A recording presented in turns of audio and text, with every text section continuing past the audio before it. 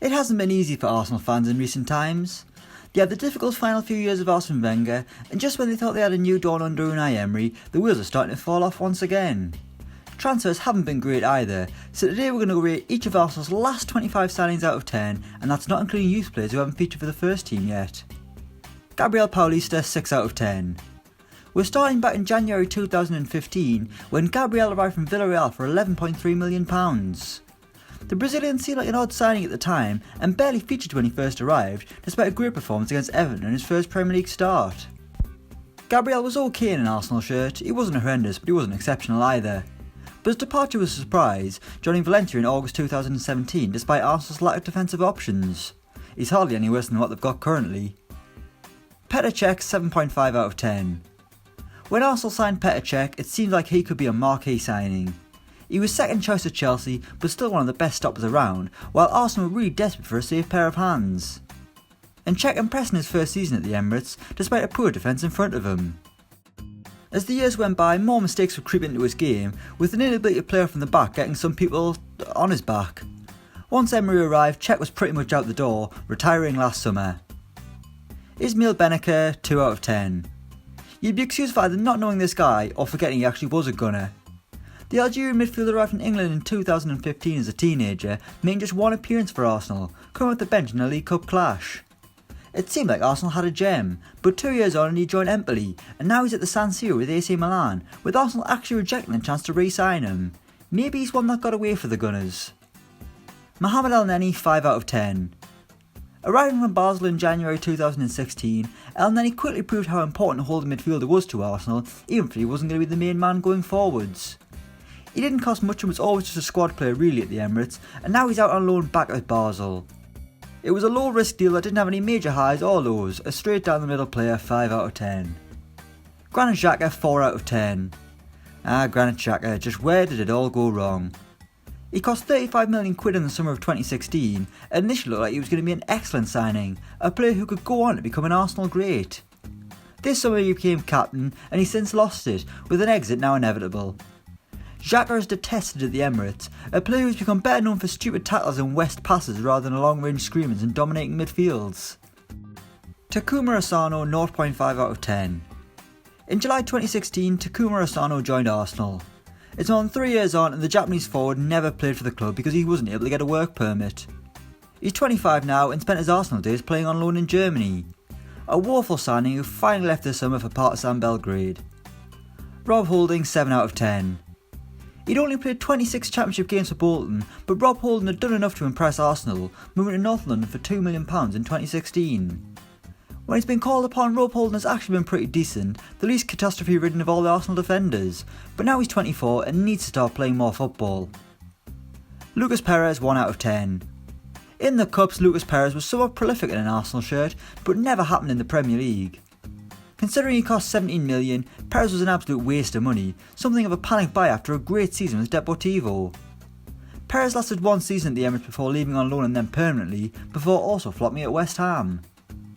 Shkodran Mustafi, 1.5 out of 10. In 2016, Arsenal spent £35 million on a World Cup winner. It seemed like they'd done a deal that would fix their defensive woes. In 2019, Mustafi is nothing but a joke in North London, with memes and gifs of his horror shows gracing social media almost every day.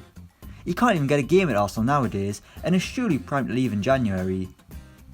Sead Kolasinac, 8 out of 10.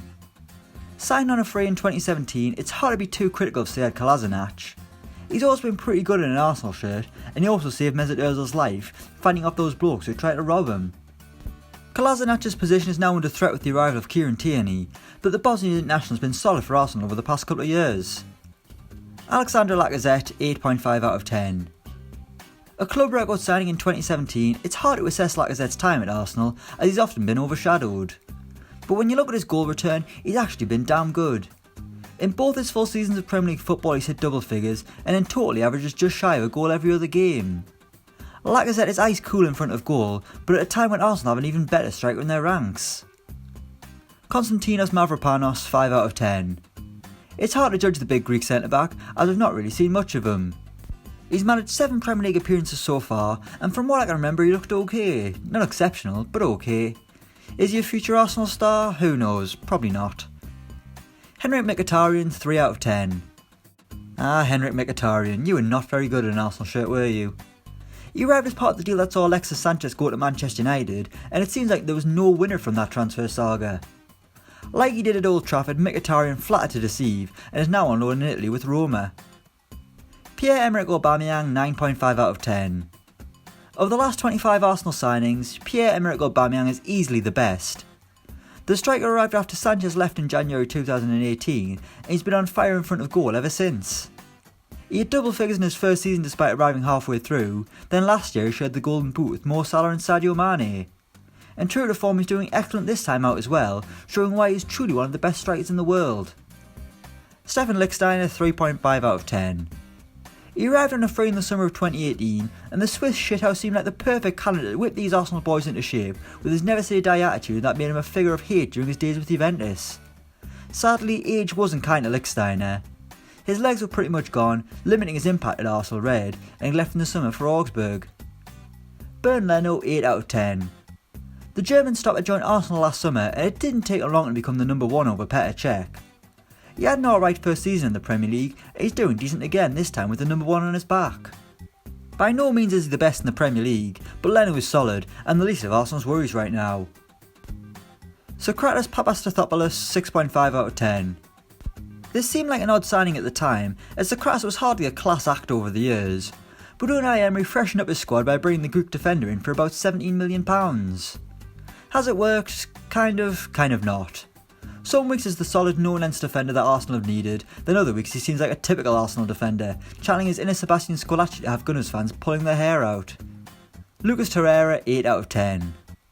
When Lucas Herrera burst onto the scene at the Emirates, he immediately became a fan's favourite. He was full of energy, tenacious, winning tackles and using the ball well, chipping in with some goals too, including one against Tottenham. But for some reason things aren't as good as they once were, with Emery going sour on the Uruguayan, often leaving out the side which could ultimately lead to him departing the Emirates sooner rather than later, which would be a damn shame. Matteo Guendouzi, 9 out of 10. Last summer Arsenal signed a curly-haired midfielder who looked a bit like David Luiz and Maraman Fellaini, but no one really knew anything about him. Despite his youth and inexperience, Guendouzi started the season in the Arsenal first team and wasn't shy about making his mark. The Frenchman has been excellent for the Gunners, and while he still has a lot of improvements to make, he's had a bright start at the club, an inspired signing from the second tier of French football. Denis Suarez, 1 out of 10. From an inspired midfield signing to a shocker, Denis Suarez's time at Arsenal was pretty bleak. He arrived on loan last January from Barcelona and had zero impact. On his debut he came off the bench against Manchester City, and all he really did was give the ball away. He made just 6 Arsenal appearances before injury ended the season, and he returned to Spain with no one clamouring for his return. Gabrielle Martinelli, 8.5 out of 10. The first signing of the summer of 2019, Gabrielle Martinelli was something of an unknown quantity. But already the Brazilian teenager has proved he was worth investing in, scoring goal after goal in the cup competitions, firing the net at a rate that other Brazilian legends couldn't match. Something will have to go drastically wrong if he doesn't become a Premier League star at Arsenal. Dani Ceballos, 7 out of 10. Signed on loan from Real Madrid, Dani Ceballos is a player with all the potential to be a mainstay at the top of European football, so Arsenal have quite the player on their hands, even if it is just on loan. Ceballos has quietly impressed since arriving, though maybe not at the levels that some expected after seeing him excel at the Under-21 tournament over the summer. No matter how well he does, signing Ceballos permanently could be difficult for the Gunners next summer. Nicolas Pepe, 6 out of 10. The Ivorian became Arsenal's most expensive player ever this summer, costing £72 million from Lille. And so far, I actually feel sorry for him. It just isn't falling for Pepe, who's starting to feel the wrath of various onlookers as he struggles to justify his massive price tag. But Pepe has shone in moments, he just needs to find consistency and start scoring at the rate he did in Ligue 1. Until then though, the number of doubters will only increase. Kiran Tierney, 9 out of 10. He hasn't played that much yet, but Celtic fans will tell you all about how good a signing Kiran Tierney is. The Scottish left-back is one of the best defensive talents in Europe, and Arsenal should consider themselves lucky to have him. He's struggled for fitness so far, but when he properly gets going the Gunners have a real player in their ranks, one who can give them a bit more edge going forward from the left, while also being solid at the back. And finally, David Luiz, 7 out of 10. Arriving on deadline day from Chelsea, David Luiz was one of the weirdest signings of the summer.